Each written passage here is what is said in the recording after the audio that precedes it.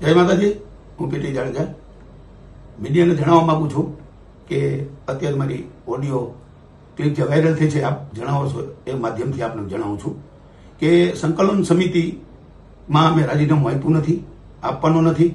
આનાથી વધારે સ્ટ્રોંગ સમિતિ બનશે એવા અમારા અને સમાજના પ્રયાસો છે. સમાજમાંથી મને કહેવામાં આવે છે કે સમાજમાં હજારો યુવાનો, લાખો યુવાનો તમારા સમર્થનમાં છે, તો તમારી સંકલન સમિતિ કેમ ચૂપ છે? એ મારી નારાજગી હતી. એમ મેં નારાજગી વ્યક્ત કરી.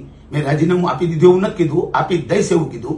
એટલે સંકલન સમિતિ અત્યારે ચર્ચા થઈ, જે ઓડિયો ક્લિપ છે એ ઓડિયો ક્લિપ જે સંકલન સમિતિનું 14નું જે ગ્રુપ છે એમાં છે, એમાંથી આ કોઈ વાયરલ કરી છે.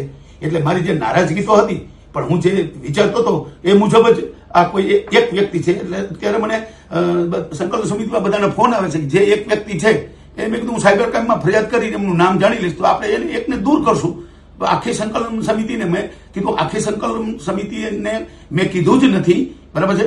મારી નારાજગી હતી એ મેં ક્લિપમાં મૂકી, એટલે કે 14 જણા સાંભળી અને એ નિવેદન કરે. પણ નિવેદન મેં કરવાનું કીધું નથી, મારી નારાજગી એ નહોતી. સમાજ મને પૂછે છે, મારે જવાબ આપવો પડે. એટલે મેં રાજીનામું આપ્યું નથી, આપવાનું નથી. સમાજમાં હજી આવા બીજા 92 જે તરવૈયા લડવૈયા છે એવા યુવાનોને સમિતિમાં જોડી અને સ્ટ્રોંગ સમિતિ બનાવું છું. સમિતિ કોઈ દી તૂટશે નહીં, ભાગલા કોઈ દી પડશે નહીં. જેને જે કરવું એ કરે, બરાબર છે. પણ હું આ સમિતિને હવે ક્યારેય મૂકવાનો નથી.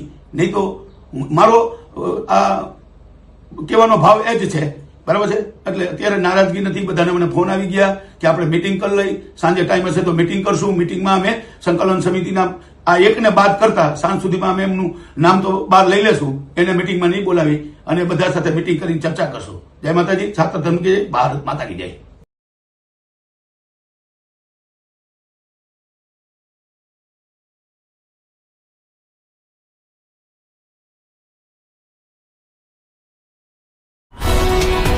ગુજરાતભરના તાજા સમાચાર મેળવવા માટે અમારી ગુજરાત નેશનલ ટીવી ન્યૂઝને સબસ્ક્રાઇબ કરો, બેલ આઇકોન પર ક્લિક કરો.